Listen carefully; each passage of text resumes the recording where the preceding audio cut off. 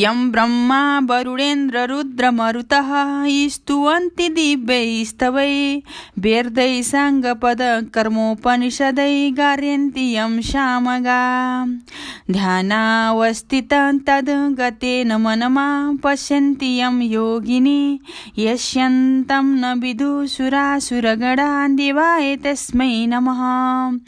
श्रीमञ्चन्दनचर्चितजलपो शुक्लाम्बरा मल्लिका मालालङ्कृत कुण्डला परविलसन्मुक्तावली शोभिता सर्वज्ञाननिदानपुस्तकधरा रुद्राक्षमालाधरा वाग्देवी वदनाम्बुजे वसतु मे तरलोकै माता चिरम्।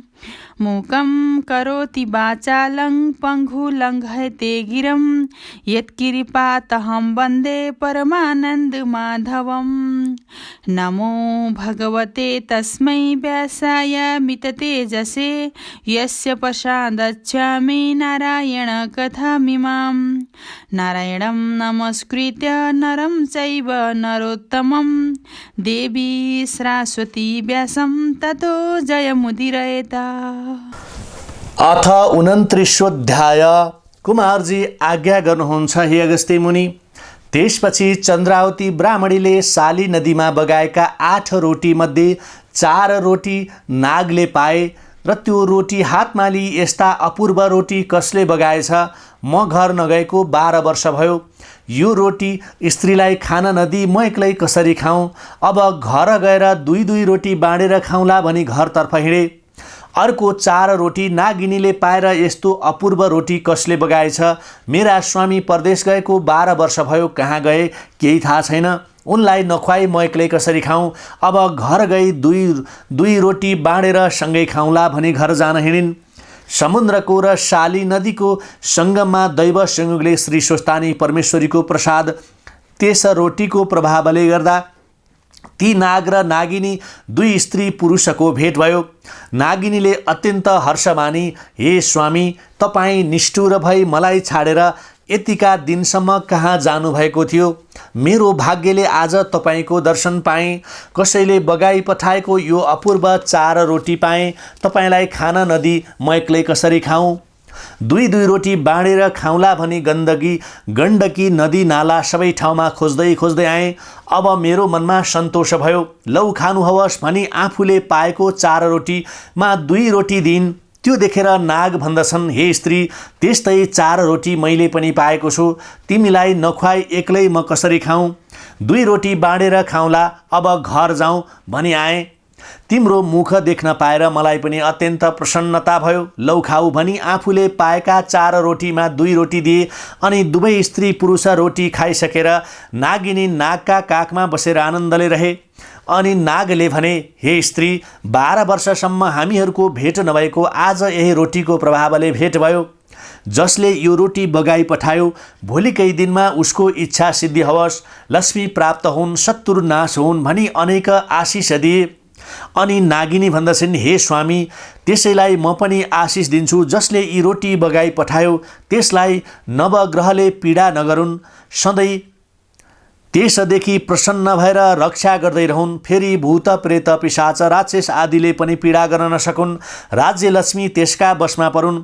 फेरि हामीहरू जस्तै स्त्री पुरुष एकअर्कासित छुट्टिएका भए पनि चाँडै भेट होस् भनी नाना तरहले आशीर्वाद दिन्। यस प्रकार चन्द्रावती ब्राह्मणीलाई आशिष दिई नाग नागिनी प्रसन्न भएर आफ्नो स्थानमा गए। कुमारजी आज्ञा गर्नुहुन्छ हे अगस्त्य मुनि।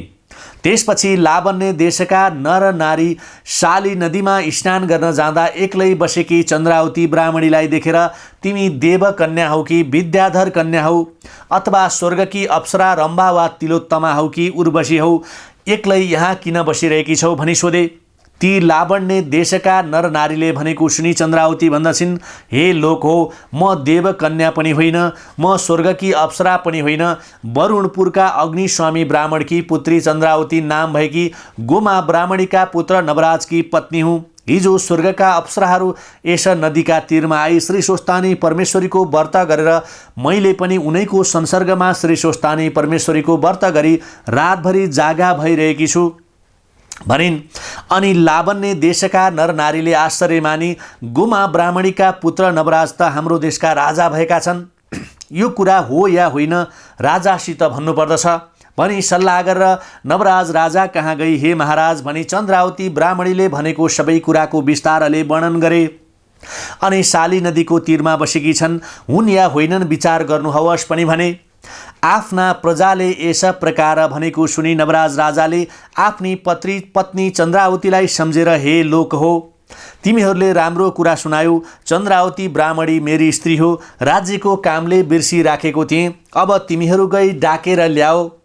यति भनी पालकी र नाना वस्त्र अलङ्कार पठाइदिए। फेरि मन्त्रीलाई डाकेर भने, हे मन्त्री, मेरी स्त्री चन्द्रावती साली नदीका तीरमा आएर बसिरहेकी रहेछ। लावण्य देशका नरनारीहरू नाना वस्त्र अलङ्कार पहिरी उही स्थानमा गएर नाच गीत वाद्यादि गरी लिएर आउनु। सबैलाई पठाइदेऊ, म पनि परसम्म लिन आउला। हात्ती घोडा रथ चामर आदि तयार पार। राजाको आज्ञा सुनि मन्त्रीले हवस् भनेर सहरमा झ्याली पिट्न लगाई। सम्पूर्ण नरनारी अघि पछि लगाई आफू पनि गए। ती नरनारीहरू चन्द्रावती रानी कहाँ पुगेर प्रणाम गरी बिन्ती गरे, हे महारानी, हजुरका स्वामी नवराज राजाले हजुरलाई लिन पठाइबक्सेको हुनाले हामी आएका हौँ। यो पालकी वस्त्र अलङ्कार ल्याएको छ, अब चाँडै जाउँ भनेपछि चन्द्रावती रानीले स्वामीलाई सम्झेर, हे श्री स्वस्थानी परमेश्वरी, मेरा स्वामी नवराज राजासित चाँडै भेट होस् भनी हिजो व्रत पूजा गरेथे। आज प्रत्यक्ष दर्शन पाउने भए। हे करुणामयी, हजुरलाई कोटि कोटि नमस्कार छ। हे भक्त वत्सल, हजुरलाई कोटि कोटि नमस्कार छ। हे परब्रह्मा परमेश्वरी, हजुरको सुदृष्टिले नै ब्रह्माजीले 10 भुवन सृष्टि गर्न सके। यस्ती हजुरलाई कोटि कोटि नमस्कार छ।